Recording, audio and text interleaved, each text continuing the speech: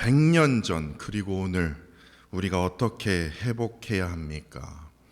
100년 전 오늘, 100년 전 그리고 오늘 우리가 어떻게 회복해야 합니까? 라는 제목을 가지고 말씀을 전하도록 하겠습니다. 올해 4월 23일이면요 만 105세가 되십니다. 4월 23일 제가 찾아보니까 만 105세가 되시는 이 김형석 교수님이 계십니다. 이 김형석 교수님은요 진짜 그야말로 한국 기독교의 산 증인입니다. 100년 기독교의 역사를 진짜 산 증인으로 보고 계시는 이 김형석 교수님이요 책에서요 이런 글이 있습니다. 100년 전에는 대한민국 기독교인들의 정신적으로 사회 상위권에 차지했다. 100년이 지난 지금에는 중위권 정도로 떨어진 느낌이다. 기독교의 지도자들은 사회를 위한 사명의식을 상실했기 때문이다. 교권을 차지하는 데만 혈안이 되어 정작 기독교가 담당해야 할 인간의 가치와 존엄성을 지키는 일은 뒷전으로 밀려났다. 좀 약간 제가 짧게 이렇게 좀 추려봤는데요. 이 글이 있습니다. 진짜예요. 근데 동의합니다. 이 글은요 오늘날 한국 교회의 그 현실을 깊이 성찰하게 만들기 때문에 그렇습니다. 그렇다면 저에게 이런 질문을 할 거예요. 100년 전 한국 기독교가 담당했던 사명은 무엇이었으며 오늘날 우리가 다시 회복해야 할 것은 무엇일까요? 라는 질문입니다. 19세기 말 100년 전에요 개신교 선교사들이요 한국에 이제 들어오면서 이제 드디어 교회가 시작이 되었습니다. 그 당시 한국 사회는요 술에 미쳐 있었습니다. 또한 더 심각한 것은 아편의 그 확산으로 인해서 심각한 사회적 문제에 직면해 있었습니다. 그 역사서에 보시면 진짜 있어요. 그런 기록이 있어요. 술과 아편이요. 술 문화는요 그냥 취하기 위한 음주 문화로 이어져서 결국에 가정 파괴로 이어졌고 사회적 혼란을 초래했습니다. 그 당시 일본이 적극적으로 유입시켰던 이 아편은요 이 한국 사회를 더욱 피폐하게 만들었습니다. 특히 젊은이들이요. 그러자 한국에 들어온 그 개신교 선교사들이요 그때부터 금주 금연 운동을 강조했던 것이에요. 예를 들어서 1895년에요 기록을 찾아보니까 장로교회는요 세례의 조건으로 뭐 지금은 그렇지 않지만요 세례를 받으려면 금주해야 돼요. 술 마시면 세례 안 준대요. 그리고 담배 피면 안 준대요. 세례 안 준대요. 그런 조건을 내걸었고요. 1897년이요 2년 후에는요 감리교회에서는 이를 더욱 강화해서 완전한 금주 조항으로 신앙 규율로 채택했다는 기록이 있습니다. 그러니까 이는 기독교적 공동체를 세우고 세상과 정말 구별된 삶, 거룩한 삶을 살기 위한 그야말로 실천적 신앙 운동을 이제 벌였다고 합니다. 근데 이러한 실천적 이 신앙 운동은요 단순히 그냥 도덕적 규율로 이제 끝나지 않고 멈추지 않고 민족 운동과 결합이 되었다라는 거 여러분들 아십니까? 일본이요 정말 그때 참 나쁜 짓 많이 했어요. 보니까요 일본 총독부가 공식적으로 허가한 이 성매매 제도인 이 공창 제도가 있었습니다. 성매매를 그냥 이렇게 공식적으로 허가했는데 적극적으로 이제 한국 사람들에게도 한국에게도 이제 허용하기 시작했는데 그러자 한국 교회에서 이에 맞서 이 공창 반대 운동을 펼치면서 사회 개혁과 윤리적 가치를 회복하려 했다라는 거예요. 특히 1920년대는요. 이제 1919년대는 이제 3.1 운동이 일어났고 1920년대에 들어서 이러한 운동은요. 물산 장려 운동으로 발전했다고 합니다. 이 운동은요. 무슨 말이냐면 일본산 술과 담배 소비를 줄이고 한국 경제를 살리려는 민족 운동으로 확장되었다라는 거예요.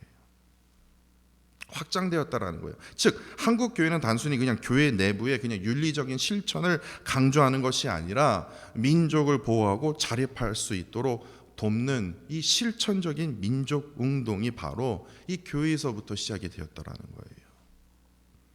그러나 오늘날 기독교를 한번 보십시오. 사회적 영향력을 잃어가고 있는 현실에 지금 마주하고 있습니다. 한국 기독교가 점점 영향력을 잃어가는 그 이유가 교인 수가 감소했기 때문이 아니에요. 분명한 기독교적 사명이 지금 흐려져 있기 때문에 그렇습니다. 과거 한국 기독교는요, 단순히 종교적 실천을 넘어서 사회와 민족을 보호하고 변화시키는 그 중요한 역할을 감당했다라는 거예요. 그러나 오늘날 교회는요, 세상의 빛과 소금이 되어야 할 그 사명을 잊어버리고 오로지 정치적 문제와 교권 다툼에만 몰두하고 있다라는 거예요. 우리가 진정으로 회복해야 할 것은요, 복음의 그 능력을 통해 구별되고 변화된 삶을 살아가는 것입니다.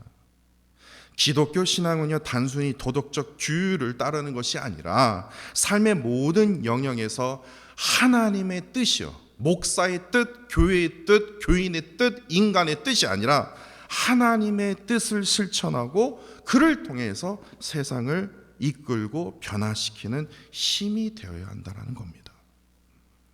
오늘날 우리는 100년 전 그 한국교회가 감당했던 그 사명을 기억해야 할 것입니다. 다시금 복음의 그 능력을 온전히 붙들고 삶으로 증거하는 그 신앙을 회복할 때만이 교회는 다시 세상의 희망이 될 수 있을 거라고 저는 믿기 때문에 그렇습니다. 이런 의미에서 오늘 본문 말씀을 보시면 우리 모두가요, 우리 한국교회가, 이민교회가 무엇을 회복해야 하는지를 정확하게 발견할 수 있습니다. 사도 바울은 그레데 교회를 섬기고 있는 이 디도에게 이렇게 권면하고 있지 않습니까? 본문 1절과 2절입니다. 너는 그들로 하여금 통치자들과 권세 잡은 자들에게 복종하며 순종하며 모든 선한 일을 행하기를 준비하게 하며 아무도 비방하지 말며 아무도 다투지 말며 관용하며 범사의 온유함을 모든 사람에게 나타낼 것을 기억하라 라는 말씀이에요. 지금의 교회의 모습과 너무나도 차이가 있지 않습니까? 사도 바울은요, 디도를 통해서 그레데 교회 성도들에게 통치자들과 권세 잡은 자들에게 복종과 순종을 제일 먼저 요구했습니다. 근데 이 구절에서 우리가 바로 이해를 해야 됩니다. 그 당시 그레데 사람들은요, 로마 제국의 그 식민 지배 아래 억압을 받고 있었기 때문에 당연히 뭡니까? 저항의 움직임이 있었습니다. 그럼에도 사도 바울은 그 저항의 움직임에 따라서 너희들도 같이 싸워라, 무조건 반항해라, 무조건 싸워서 쟁취하라, 그게 아니라 복음의 능력으로 세상 속에서 구별된 삶을 살 것을 강조하고 있다는 거예요. 이는 정치적으로 그냥 순응을 뜻하는 것이 아니라 모든 선한 일 행하기를 뭐예요? 준비하라는 거예요. 더 나아가 범사의 온유함으로 모든 사람에게 나타날 것을 기억하라고 강조하고 있다는 거예요. 그렇다면 구체적으로 한번 살펴볼까요? 실천적 신앙을 통해서 구별된 삶이란 구체적으로 무엇을 말하는 것일까요? 오늘 본문 5절과 6절, 7절에서 보듯이 구별된 삶, 거룩한 삶은 우리의 노력이나 우리의 이성이나 우리의 판단이나 우리의 신념을 얘기하는 것이 아니라 나의 의로운 행위를 말하는 것이 아니라 하나님의 긍휼과 성령의 능력에 있음을 보여주고 있지 않습니까? 다시 말해서, 쉽게 말해서요, 실천적 신앙은 단순히 외적인 규율을 따르는 것이 아니라 복음으로 말미암아 새롭게 된 삶을 통해서 세상에 선한 영향력을 끼치는 것이에요. 이는 오직 하나님의 긍휼, 하나님의 은혜, 그 은혜로부터 시작이 된다는 거예요. 마이크 잡고 그냥 밖에 나가고 그냥 큰 소리 빽빽 지르고 엑스라 같이 욕하는 게 아니라 하나님의 은혜로 시작돼야 된다는 거예요. 하나님의 은혜요, 성령의 인도하심이요, 하나님의 은혜요, 성령의 인도하심이요. 그런데 여기서 우리가 반드시 기억해야 할 말씀이 이겁니다. 8절입니다. 너는 이 여러 것에 대하여 굳세게 말하라. 이는 하나님을 믿는 자들로 하여금 조심하여 선한 일을 힘쓰려 하려 함이라. 이것은, 그 선한 일이란 이것은 아름답습니다. 어느 누구가 보기에도 아름다워야 돼요. 그리고 그 아름다움이 그냥 육적인 아름다움이나 눈의 아름다움이 아니라 뭐예요? 모든 사람에게 뭐가 돼야 됩니까? 유익이요. 갈라지는 게 아니라 서로 삿대질하면서 야 너 잘났냐 뭐하냐 하면서 막 쌍욕을 하는 게 아니라 모든 사람들에게 느끼기에도 뭐예요? 유익이 돼야 된다는 거예요. 하나님의 은혜로 시작된 것이요, 성령의 능력으로 시작된 것이 바로 아름다울 수밖에 없고요, 사람들에게 유익이 될 수밖에 없다라는 거예요. 다시 말해서 하나님의 은혜로 시작되고 성령의 인도하심으로 완성되는 삶은 반드시요 아름다우며 사람에게 유익해야 함을 지금 사도 바울이 강조하고 있다는 거예요. 이 말씀은 그리스도인의 삶이 세상 속에서 어떤 열매를 보여줘야 하는지를 정확하게 분명하게 보여주고 있다는 거예요. 사도 바울은요 디도에게 굳세게 말해라 당부했던 것 또한 복음의 진리를 확신하고 그 진리에 따라서 선한 일에 힘쓰는 삶이야말로 하나님을 믿는 자들의 책임임을 지금 강조하고 있다는 겁니다. 다시 말해서 아름답고 유익한 삶은요 교회 안에서만 머무는 것이 아니라 세상 속에서 빛을 발하며 사람들에게 선한 영향력을 끼치는 삶을 의미하고 있기 때문에 그렇습니다. 이러한 삶의 모범을 앞서 말씀드렸던 100년 전에 있었던 이 한국교회가 우리에게 보여주었던 그것으로부터 우리는 깨달을 수 있어요. 일본 제국의 식민 지배 아래 있었던 이 한국교회는 금주, 금연, 운동으로 가정을 제일 먼저 지켰다라는 거예요. 공창 반대 운동으로 인간의 존엄성을 회복했다라는 겁니다. 물산 장려 운동을 통해서 민족 경제를 살리는 그야말로 아름다우며 사람들에게 그때 당시에는 느끼지 못하겠지만은 사람들에게 뭐예요? 유익한 선한 일을 감당했다라는 사실입니다. 이 모든 실천은 단순히 도덕적 규율이 아니라 하나님의 은혜 그리고 성령에서 비롯된 것이라고 저는 믿습니다. 그 당시 교회의 헌신은 분명히 아름다웠을 것입니다. 모든 사람들에게는 결국에 유익을 끼쳤을 것입니다. 가정이 회복돼야 사회가 회복되거든요. 가정이 회복돼야 사회가 정화되고 사회가 정해돼야 정치가 바로 설 수 있거든요. 나라가 민족이 다시 자립할 수 있는 그러한 희망을 꿈꿀 수 있거든요. 이는 8절에서 다시 한번 말씀드리지만 아름다우며 사람들에게 유익한 삶을 증거한 아주 생생한 예라고 할 수 있다라는 겁니다. 그러면서 사도 바울은요 디도에게 두 가지를 피할 것을 강조합니다. 본문 9절과 10절입니다. 어리석은 변론과 족보 이야기와 분쟁과 율법에 대한 다툼을 피해라.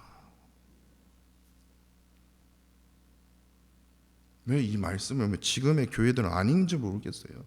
또한 이단에 속한 사람을 한두 번 훈계한 후에 끝까지 듣지 않으면 그냥 멀리해라. 끝까지 그냥 죽기 살기로 싸우지 말고 하나님이 심판하세요.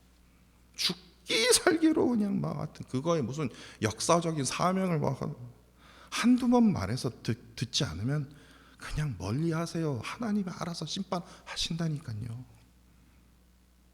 족보 이야기 얘기하고 변론, 분쟁 이제 그거 다툼 피하라는 거예요.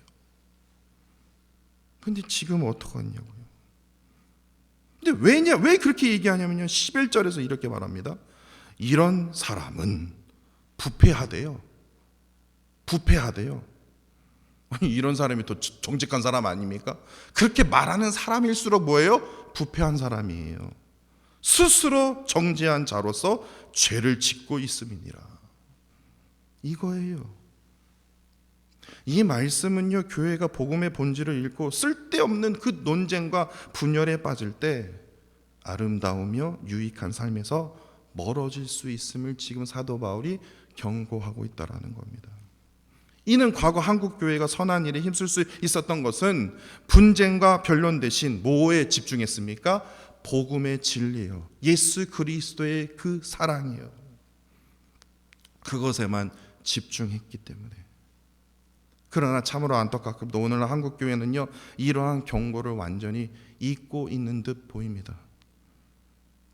100년 전 사회에 한국 사회, 아니 기독교는요, 그야말로 상위권을 차지했다고 교수님은 말하고 있지만 지금 이 기독교에서 내뱉는 거친 말, 이거를 뭐 제가 카피할 수도 없어요. 인용할 수도 없는 말들이에요. 이들의 행동은요, 기록하고 싶지도 않고 보기도 쉽지 않은 행동입니다. 너무나도 거친 말과 세상 사람들과 똑같습니다.